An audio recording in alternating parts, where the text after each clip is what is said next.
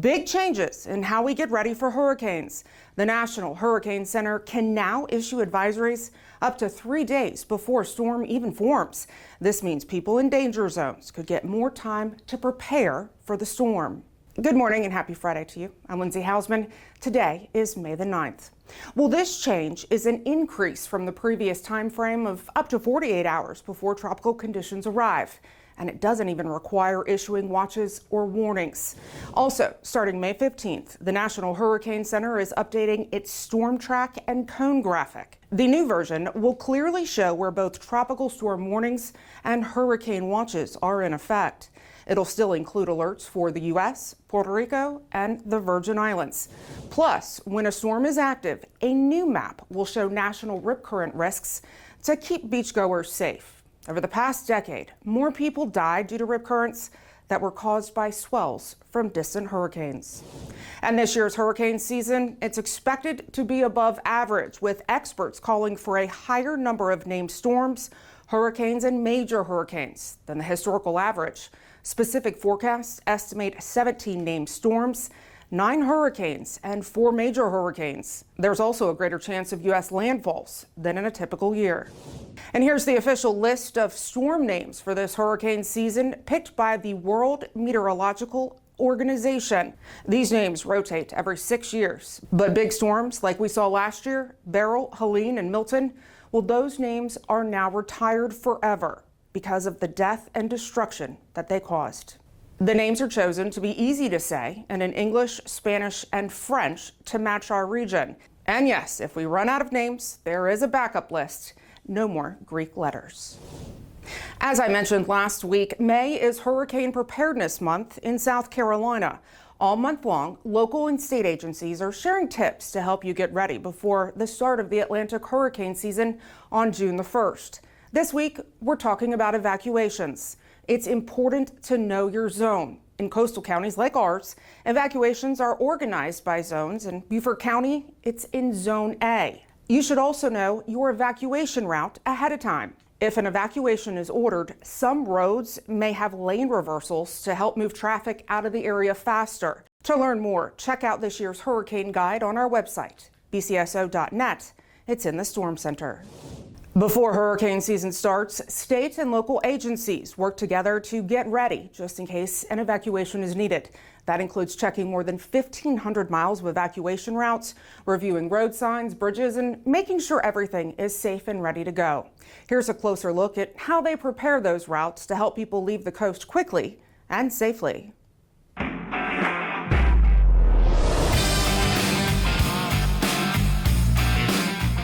This year marks 25 years that DOT and DPS have partnered in our annual hurricane reconnaissance. The route recon is where DOT and DPS, we team up and identify any kind of critical problems along the evacuation routes, whether it be signage, infrastructure, developments, anything like that. It takes about 8 solid days because we have it divided into 8 different routes, if you will. It's about 1,500 or 1,600 miles.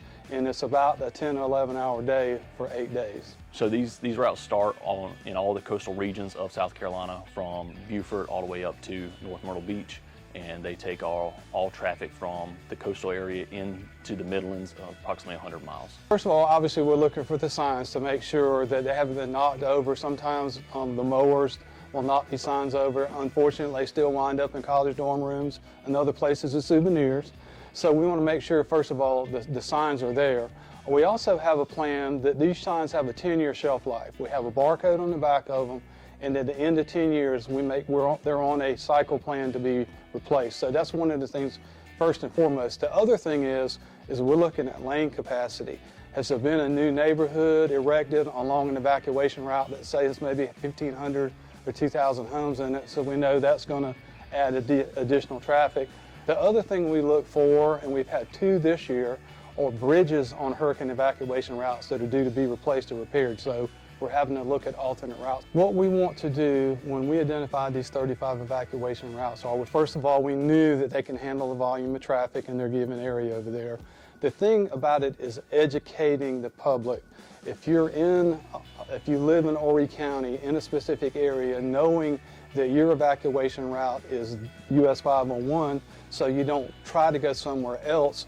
We're trying to, in layman's terms, if you will, equitably distribute traffic on these evacuation routes where one's not overused and one's underutilized. The hurricane planning meetings are where we go to, we have 5 hurricane regions along the coast and inland, and we go to those meetings and coordinate and collaborate with the local agencies and discuss and make sure everything's aligned appropriately with everybody, and that way everybody's on the same page whenever the evacuation does have to take place. The evacuation exercise is one where we test our abilities and make sure that we are doing everything we should to make sure that people get from the coast inland safely. Training is very important. As the old saying is, practice makes perfect. It's to make sure all of our people work seamlessly together and make sure that there are no hiccups when it comes down to game time, whenever the evacuation inevitably is going to happen. If this wasn't pre-planned, it would lead to gridlocks.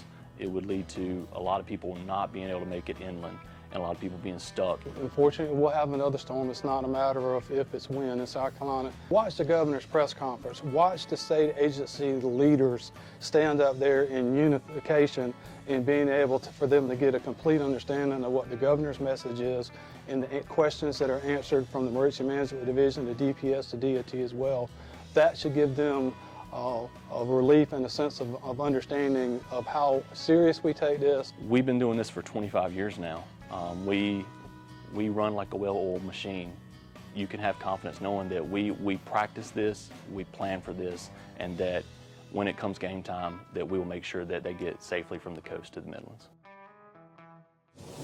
Get alerts that matter when they matter the most. Download the Everbridge app and make sure to allow all notifications and critical alerts. Also, subscribe to the Beaufort County Sheriff's Office. You'll get real-time updates from us and the National Weather Service all in one place. Stay safe and stay informed. Great news, Sea Turtle Patrol Hilton Head Island announced the first sea turtle nest of the season. It was laid on Wednesday. That nest, marked by 3 golden poles and a special dedication. It's in honor of Jay Wiendl. Jay, a beloved friend, supporter of the Sea Turtle Patrol, and respected leader in the hospitality industry, passed away in February. The special dedication plate reads, quote, "The first nest of the 2025 sea turtle nesting season is dedicated to Jay Wiendl, 1974 to 2025, leader in the hospitality industry, whose legacy embraces environmental responsibility to honor his commitment to the natural beauty of the island, and Sea Turtle Patrol HHI." And then yesterday, they announced a second nest was found. Well, another pillar of the Hilton Head community, Tom Reilly, passed away a week ago. He was known as the founder of the annual Hilton Head St. Patrick's Day Parade and Crab, the coastal restaurants and bars hospitality group. His influence in the community extended far beyond that, though, in his church, charities, and more. On Tuesday afternoon at 1, a funeral mass will be held at Holy Family Catholic Church. That's on Pope Avenue. May is Military Appreciation Month. It's a time to honor the brave men and women serving in all branches of the United States Armed Forces. And then Armed Forces Week kicks off Monday, leading up to Armed Forces Day, which is Saturday, May 17th. It's a time to recognize the commitment and sacrifice of those who serve, past and present, in the Army, Navy, Air Force, Marines, Coast Guard, Space Force, and the National Guard. So thank you. Thank you for your courage, sacrifice, and service. Whether you're stationed here at home or serving overseas, please know how deeply grateful we are for everything you do. We honor you today and every day. Please join us in congratulating those pictured there on your screen for their promotions this week. We thank them for their continued commitment to the residents and visitors of Beaufort County. Also, please join us in recognizing Sergeant Gary Hansen, Corporal Christopher Hanna, and Patrolman First Class Bryson Griffith on receiving the Life Saving Award. In March, they responded to a call for a man who was in distress, and thanks to their quick actions, the man is alive today. You exemplify the highest standards of service and dedication to public safety. This afternoon, Beaufort County Parks and Rec invites you to its official ribbon-cutting ceremony at the Southside Pickleball and Baseball Courts. That's at 3 on Battery Creek Road in Beaufort. Tomorrow, the streets of Old Town Bluffton will be filled with vendors, artists, live music, and much more for Mayfest. The free fun is from 10 to 5. The 5th annual Beaufort County Bike Show is tomorrow. It starts at noon on Trask Parkway and is a great opportunity to see bikes of all styles, enjoy live entertainment, food, and family-friendly activities. This too is free to attend. And then on Hilton Head from noon to 3, check out Hilton Head Island Fire Rescue's May Carnival. It's a great family-friendly event taking place at Station 1 on Cordillo Parkway. Well, let's connect. I'd love to hear from you, your thoughts, ideas, and of course, I'm happy to answer any questions that you may have. Feel free to send me an email. My email address is lindsay.hausman@bcgov.net. And let's connect on social media too. Make sure you're following us. It's a great way to stay up to date and engaged with us. Well, thanks for joining me this week. A schedule change to note. There will not be an episode in 2 weeks from today, May the 23rd. I'll be out of town for a great training opportunity. As always, stay safe. And on behalf of all of us here at the Sheriff's Office, we wish all the moms out there a very happy Mother's Day.